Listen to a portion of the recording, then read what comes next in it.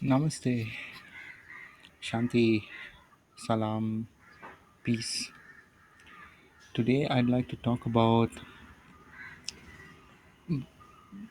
ideology and Advaita. How can we come up with a critique of ideology not through Marxism or other, like Western ways of critiquing ideology, but then how is Advaita? How do we discover a critique of ideology in Advaita? So to begin, I would like to go through a kind of personal journey because the how I want to develop this is not merely through like theory but through experience as well.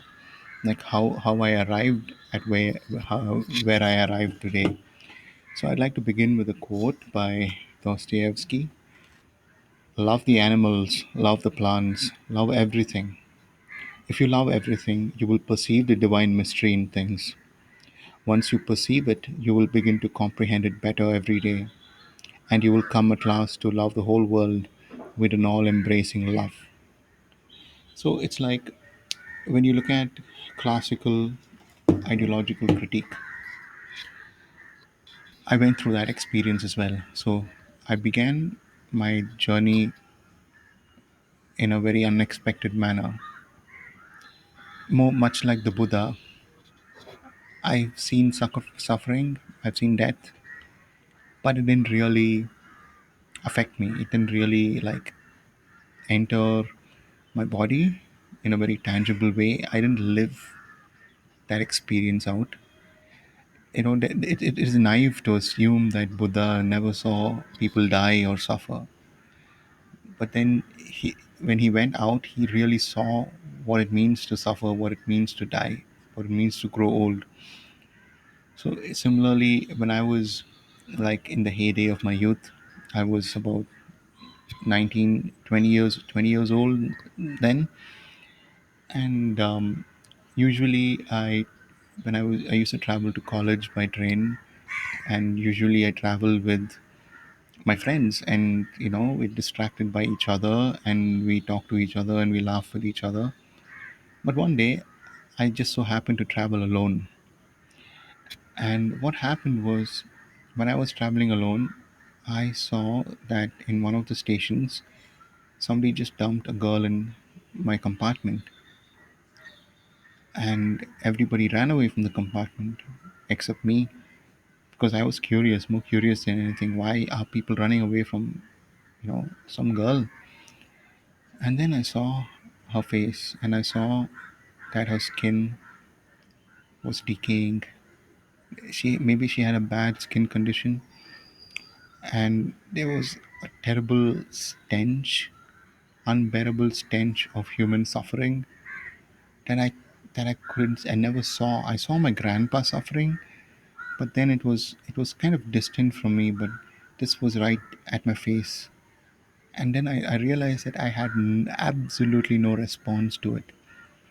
I just waited for the stench to go away. I had to run the next station. I had absolutely no response to suffering, and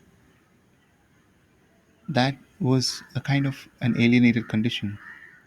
And the second time, I decided that okay, I have to get into social work, because that's how I thought that I am the healthy person trying to fix an unhealthy world.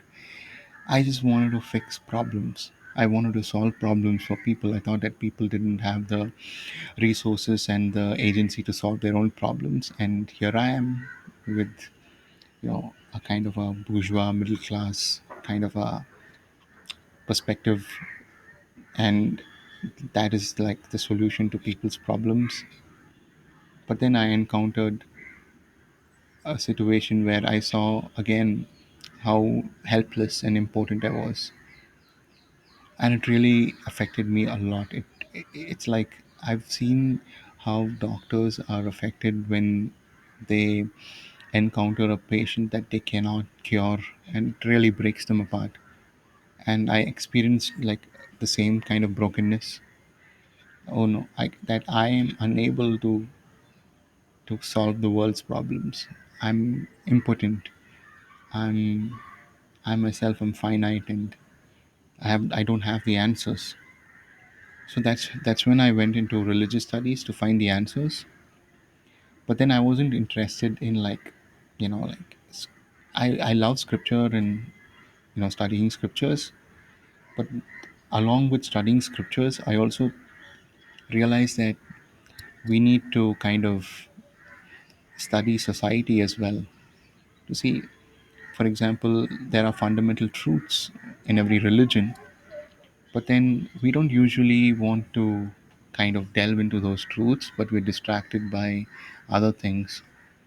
And what prevents us from actually living a full life? What prevents us from living deep, meaningful lives? And that then I came across the idea of power, ideology, how power works. And what I realized was I was very attracted to kind of Marxism, not just Marxism, but also Foucault and Marx. In Marx talks about ideology in relation to capitalism and how the capitalistic system works, and how ideology works as imposed from an external source, either from the established epiphenomena of class and like culture, and in short ideology, and how ideology works through commodity fetishism and the various other ways in which capitalistic society functions to reproduce that ideology, which is like a false consciousness, like Marx calls an alienated consciousness. And society is reproducing that alienated consciousness over and over again. And then Foucault looks at society in relation to power and how power works through discourse. And like I read the discipline and punish, where Foucault traces you know punishment in society historically. He does a historical analysis and shows how punishment moves from like severe punishment on the body to kind of like restricting people, putting them in prison, and imposing like disciplining the body, like discipline as punishment. And how this works in a society where everything is kind of becoming like systematic. Like imagine the clockwork universe, and imagine us inhabiting time and the rhythm and movements of the body reflecting that mechanical nature of the universe, and how that is actually considered a means of kind of redemption in a certain sense for people who are convicted. But then in the end, it was all about power and power relations. So that was like the major focus of my interest. So I was interested in how like religion is is found in a nexus of you know these modern societies and institutions and emerging ideologies. What role does religion play? And I and but then the whole point was that it looked like the problem was outside you. So it's like, where does our agency lie? That was my second question, and this was more after like reading Dostoevsky. Because in Dostoevsky we find that we find characters who are actually sane people, but then appeal to clinical insanity to get as a way out of a tight situation. So in for example in the demons, you encounter a character. I forget his name. Those names are really confusing. But we encounter a character who he does like absurd things, like unthinkable things in social situations. He encounters a character who says that only if they pull me by the nose will I do this. So he literally goes and pulls that guy by the nose, and then he kind of does like unthinkable things. He does three acts of unthinkable things that make people question Like, what kind of a human being is he?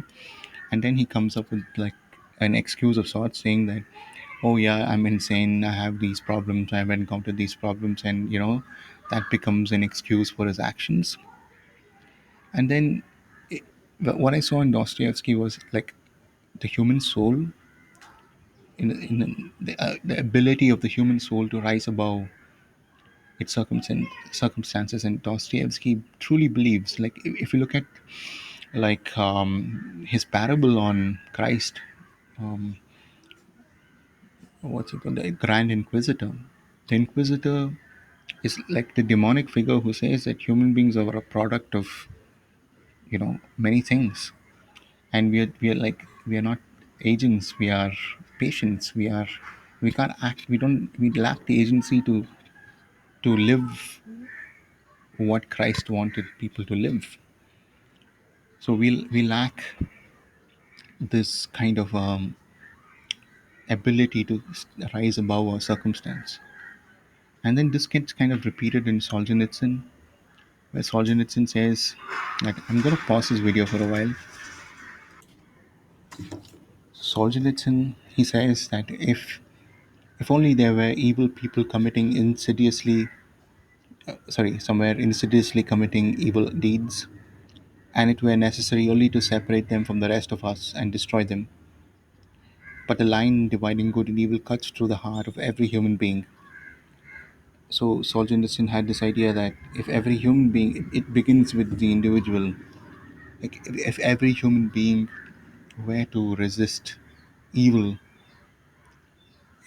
all the time resisting the evil desires of their heart, then it would result in a good society. So, but then in Marxism, it's like there is a kind of a gap between evil. Like, evil is a social thing, it's a material thing, it comes from outside of humanity, and it's a kind of an epiphenomenon of, like alienated consciousness. But in Solzhenitsyn, it's not that. Evil is a kind of a, what do you say, emergent phenomena that rises out of many people choosing evil individually, as individuals. When we choose evil, like Dostoevsky talks about the lie, like when we choose to be evil, we are actually choosing a false understanding of the world and ourselves and people around it. So we become liars. Lying is not, like twisting facts. That's just like, uh, you know it's like a base understanding of the lie. But there's a kind of a intrinsic lie that we tell about ourselves when we choose not to. We have the freedom to make the choice to choose kindness, compassion, goodness, mercy all the time, no matter what the situation is. And if more of us choose that path, then we live the truth. But then if we kind of choose the opposite, which is bitterness, resentment, we kind of create systems of oppression. And it's not enough to kind of go and critique systems, although it is important to critique systems. But oppression in the end is lies at the hand of individual people, and laws are just like emergent phenomena that rise when, in terms of a collective understanding of what reality is. So now, when we've come from the critique of ideology, from Marxism to Foucault to something kind of spiritual, Dostoevsky, Solzhenitsyn, and what about Advaita? What does Advaita have to? Can we actually come up with a critique of ideology through the philosophy of Advaita? I think we can, because what Advaita, the teaching of Advaita has to do with identity. Who is the self? What is the self? Who are we? Now Advaita talks about the ego. and attachment, ahankara, attachment to that which is not absolute. The ego consciousness or false consciousness is attachment to something that is not absolute. And the only thing that we have to be attached to, or is the self. The only thing that we have to live is living in the self, dwelling in the self, like Sri Ramana Maharishi talks about dwelling in the self. And when we dwell in the self, the light of the self reflects through us, and we are not attached to things. Now, what Marx calls false consciousness is what Advaita, in a more profound way, calls false consciousness, is the consciousness of the ego. And if the ego is not, if we live and identify with the ego, then we are going to be attached to commodities. Commodity fetishism is not something social, but something personal. It has a personal dimension. That social reality wouldn't exist if people, like, ideology is not, it's like unreality in a certain sense. Unreality only exists when people agree that that is reality. Only when people agree that that is reality, it becomes a social reality. It might not be a scientific logical reality, but then it becomes a social reality. So it's like Marx, in a certain sense, wants to be objective about the commodity or what is the commodity. But the whole point is that when people are told that, oh, you know what, the commodity is not, you know, what it looks like, there's nothing behind the commodity. You know, it's nothing. It's just like your desires that kind of make you attached, get you attached to a commodity. People still are attached to the commodity, although they logically know. So they, and to which Zizek, he says that they know what they're doing, but they do it anyway. You know, in response to what Christ said, they don't know what they're doing. But he says, in relation to how ideology works today, we know what we're doing, but we do it anyway. So it's like an objective understanding of commodity fetishism is not enough for us to resist commodity fetishism, because the problem lies deep within humanity, that we choose untruths over truths. Why do we choose untruths over truths all the time? We choose untruths over truths all the time because we are attached to the ego self. We are not attached. We haven't realized the self. So when we don't realize the self, we get attached to everything else. And when we get attached to everything else, then commodity fetishism is a possibility, and it becomes a social reality. And and so we find in Advaita, in the spirituality of Advaita, as much as in the spirituality of Orthodox Christianity, a real tangible kind of critique of ideology and how it works. So in my journey, I've come to this understanding that we it's like when I was young, I wanted systems to change. I wanted the world outside to change. It's not like I'm too old right now, but then as I'm growing, I realize that I want to be the change. I want to change. It's me, like what I found outside, I find in me. When every time I get angry, every time I get bitter, every time I get, like, I get resentful, I'm part of the problem. I am what makes the world a worse place. So when I am critiquing the world, when I'm critiquing systems, there should be a certain transformation that happens within me, a spiritual transformation.